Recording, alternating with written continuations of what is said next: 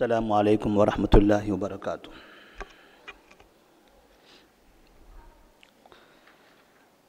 الحمدللہ رب العالمین والصلاة والسلام علی رسولہ الامین وعلی آلہ وصحبہ اجمعین ومن تبعہم بإحسان الی یوم الدین، اما بعد۔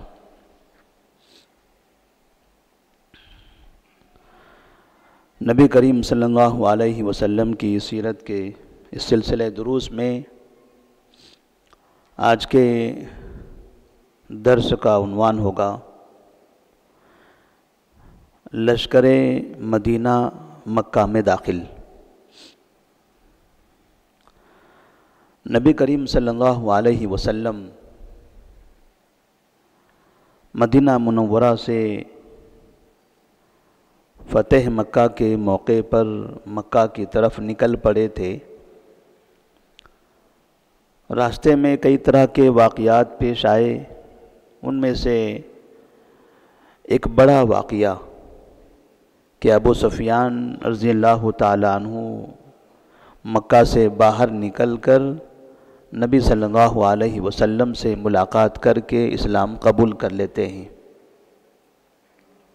مکہ میں داخل ہونے سے پہلے ابو سفیان رضی اللہ تعالیٰ عنہ کا اسلام قبول کر لینا یہ مسلمانوں کے لیے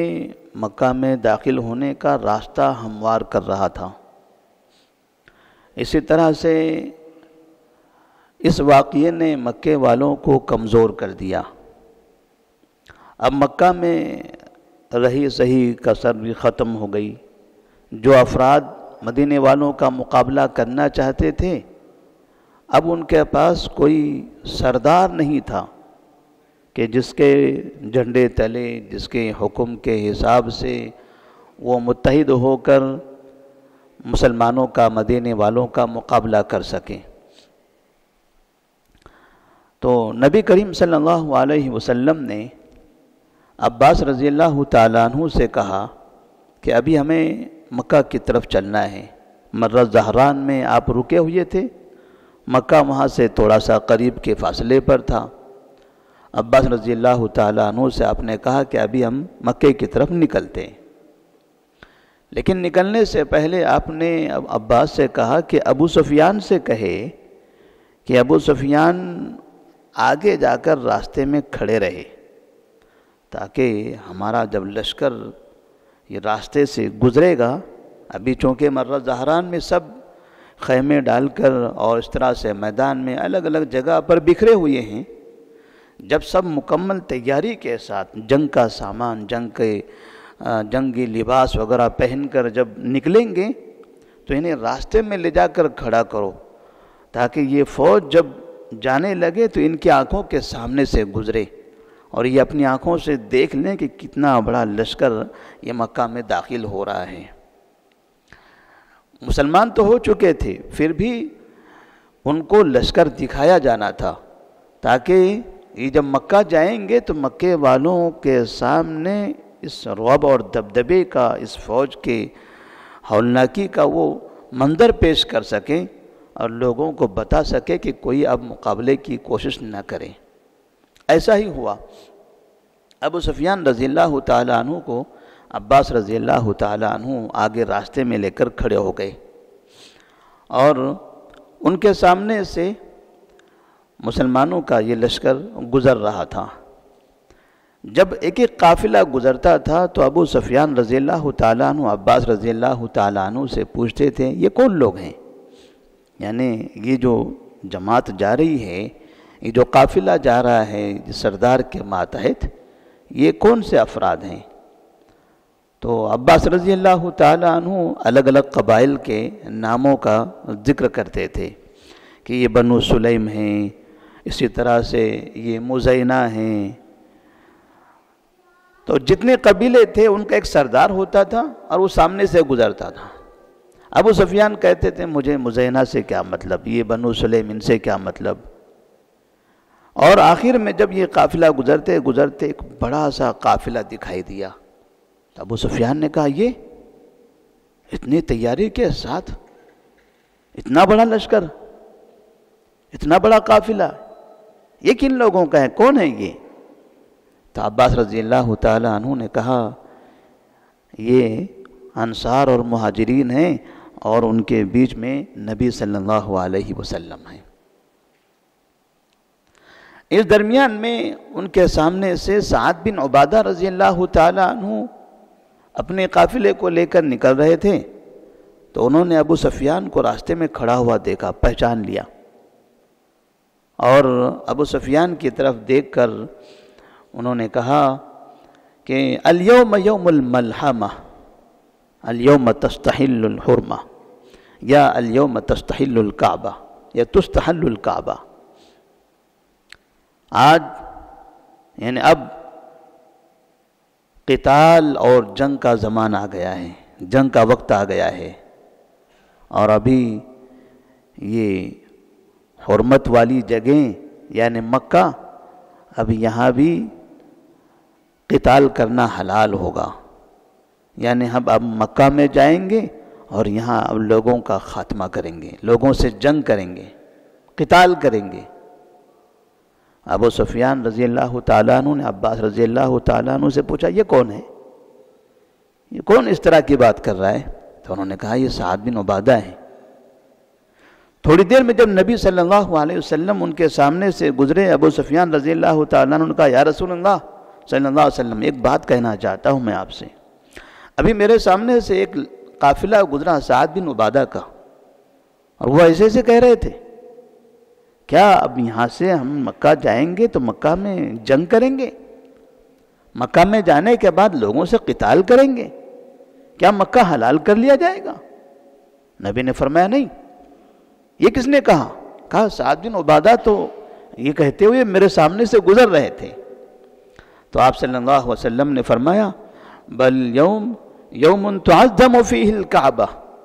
الیوم یوم اعز اللہ فیہ قریشا، آج وہ دن ہے کہ جس میں کعبے کی تعظیم ہوگی، کعبے کا احترام کیا جائے گا،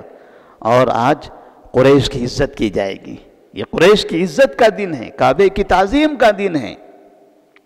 آپ صلی اللہ علیہ وسلم نے سعد بن عبادہ رضی اللہ تعالیٰ عنہ کو بلایا اور ان کو ان کے عہدے سے منصب سے برخاست کر دیا، ان کی جگہ پر ان کے بیٹے قیس بن سعد بن عبادہ کو متعین کر دیا۔ اب اس کے بعد یہاں سے ابو سفیان رضی اللہ تعالیٰ عنہ سے کہا گیا اب جائیے آپ مکہ میں، ہم آتے ہیں پیچھے سے، اب آگے چلے جائیے۔ ابو سفیان اپنے سواری کو دوڑاتے ہوئے مکہ کی طرف چل پڑے۔ انہوں نے یہ لشکر دیکھ لیا تھا کہ کتنا خطرناک لشکر ہے، کیسی بڑی فوج ہے۔ مرت زہران سے یہ لشکر نکلا اور آگے جا کر ذی طویٰ ایک وادی ہے، وہاں جا کر وہ رک گیا، جو تنعیم سے قریب میں ہے۔ مکہ میں تنعیم جو علاقہ ہے جہاں سے بہت سے لوگ عمرہ کرتے ہیں دوبارہ آ کر، اس جگہ پر جا کر یہ قافلہ رک جاتا ہے۔ ادھر ابو سفیان رضی اللہ تعالی عنہ اپنی سواری کو دوڑاتے ہوئے سیدھے مکہ میں داخل ہوتے ہیں، اور چونکہ ابو سفیان رضی اللہ تعالیٰ عنہ سے کہا گیا تھا کہ جو آپ کے گھر میں داخل ہوگا اسے امن ہے، جو مسجد میں داخل ہوگا اسے بھی امان ہوگا، اور جو اپنے اپنے گھروں میں داخل ہوگا اندر سے کمرہ بند کر لے گا اس کے لیے بھی امان ہوگا۔ ابو سفیان رضی اللہ تعالیٰ عنہ جب اپنے گھر پہنچے ہیں تو گھر میں جا کر انہوں نے وہاں اپنی بیوی سے کہا کہ جلدی سے اب یہاں پر اپنی حفاظت کی تیاری کر لو، محمد کا ایک بڑا لشکر مکہ کے اندر داخل ہو رہا ہے، اور کہا یا معشر قریش ھذا محمد قد جاءکم فیما لا قبل لکم بہ، اے قریش کے لوگوں سنو، یہ محمد ابھی مکہ کے اندر داخل ہونے والے ہیں، اور ان کے پاس ایک ایسی فوج ہے کہ جس کا تم مقابلہ نہیں کر سکتے۔ فمن دخل دار ابی سفیان فهو آمن، لہذا سنو، جو شخص انہوں نے کہا ہے کہ جو شخص ابو سفیان کے گھر میں داخل ہوگا اس کے لیے امان ہے۔ تو ان کی بیوی ہند بنت عتبہ ابو سفیان رضی اللہ تعالیٰ عنہ کی بیوی ہند بنت عتبہ نے کہا اقتلوا الحمیت الدسم الاخمش الساقین، یہ پتلی پنڈلی والے آدمی کو قتل کرو، یہ کیسی باتیں کر رہا ہے؟ اپنے شوہر کے بارے میں کہا انہوں نے، یہ کیسی باتیں کر رہا ہے، اس کا برا ہو۔ ابو سفیان رضی اللہ تعالیٰ عنہ نے اپنی بیوی سے کہا ویلکی جاء بالحق فاسکتی وادخلی بیتکی واقسم باللہ ان لم تسلمی لتضربن عنقک، خاموش رہو، آج کے دن تمہیں کچھ بولنا نہیں ہے اور خاموشی سے اپنے گھر میں جا کے بیٹھ جاؤ، قسم اللہ کی اگر آج تم نے کچھ کہا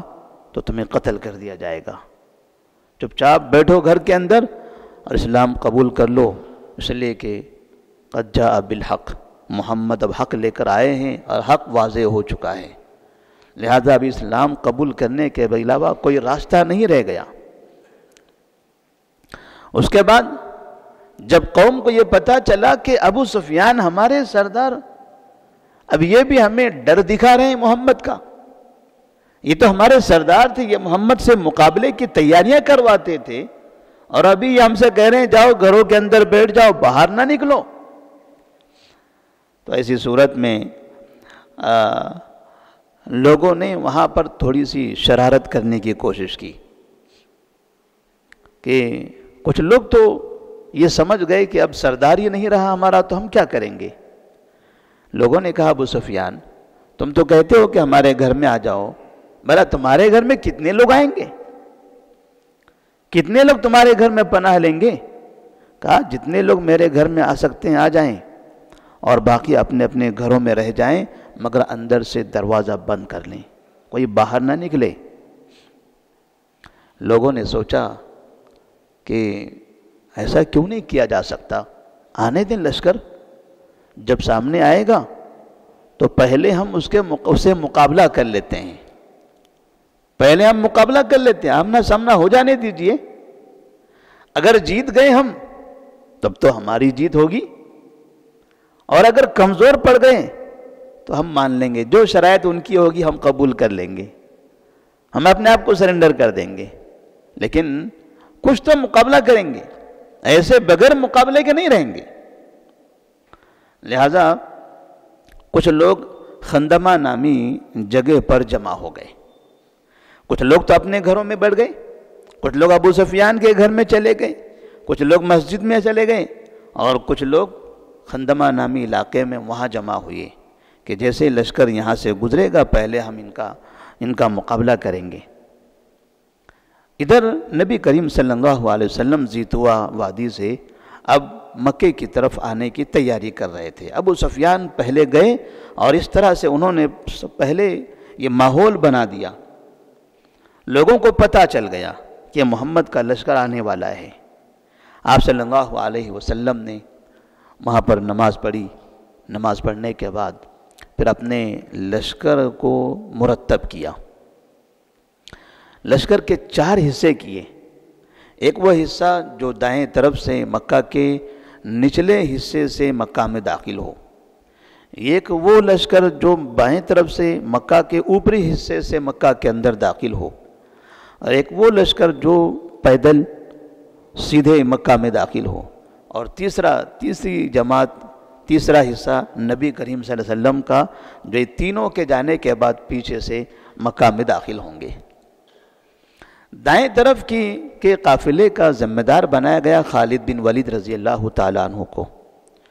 اور پھر اس کے بعد بائیں طرف کے قافلے کا ذمہ دار بنایا گیا زبیر بن عوام رضی اللہ تعالیٰ عنہ کو، اور جو پیدل قافلہ تھا، پیدل کے لیے نبی کریم صلی اللہ علیہ وسلم نے ابو عبیدہ بن جراح رضی اللہ تعالیٰ عنہ کو ان کا سردار بنایا۔ اس طرح سے اب یہ لشکر 3 طرف سے مکہ میں داخل ہو رہا ہے، شہر کے 3 اطراف سے، سب کے سب ایک طرف سے داخل نہیں ہوتے ہیں، مکہ کے 3 حصوں سے داخل ہو رہے ہیں، دائیں بائیں سے، نچلے حصے سے، اوپری حصے سے اور سامنے سے۔ خالد بن ولید رضی اللہ تعالیٰ عنہ جس سمت سے مکہ میں داخل ہو رہے تھے، اتفاق سے اسی سمت میں وہ خندمہ نامی علاقہ تھا جہاں پر مکہ کے کچھ لوگ جمع تھے کہ ہم مقابلہ کریں گے، اور نبی کریم صلی اللہ علیہ وسلم نے خالد بن ولید رضی اللہ تعالی عنہ کو وہاں اس طرف سے بھیجتے ہوئے کہا تھا کہ آپ مکہ میں داخل ہوں، ان عرض لکم احد من قریش فاحسدوہم حسدا حتی توافونی علی الصفا، اگر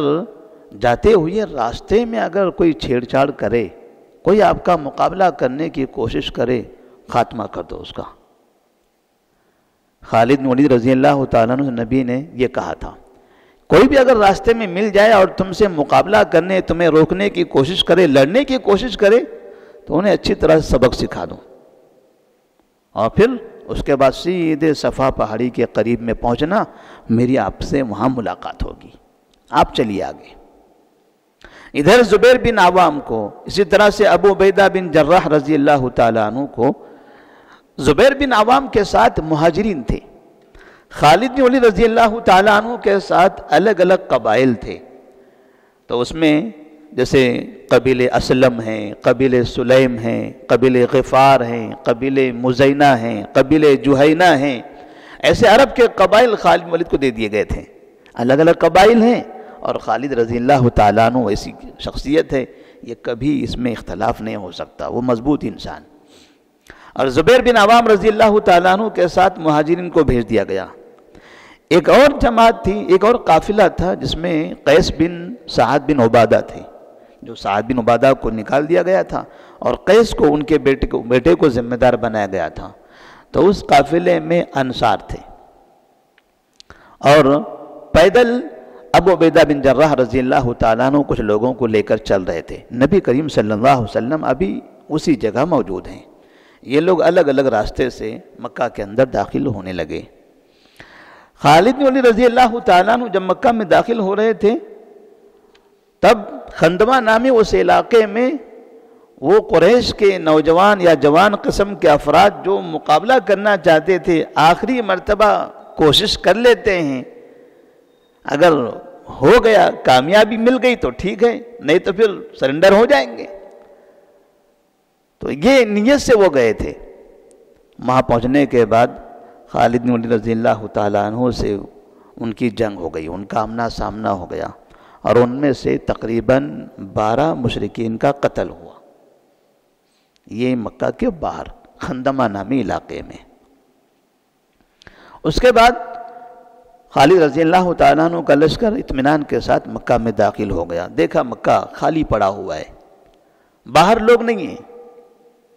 لوگ کہاں ہیں؟ جو موجود تھے وہ خندمہ میں آ گئے تھے، اور بقیہ اپنے گھروں میں، ابو سفیان کے گھر میں، مسجد میں موجود ہیں،